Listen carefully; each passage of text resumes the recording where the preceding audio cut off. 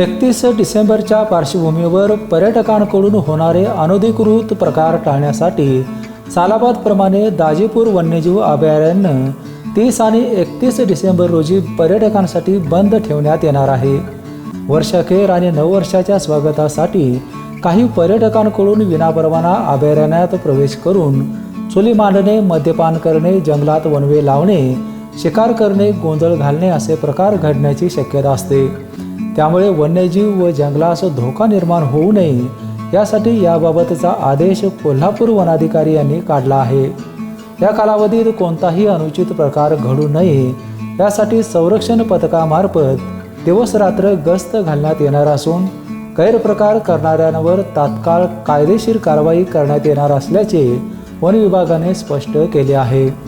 बिपिनसाठी राधानगरीहून उत्तम पाटील।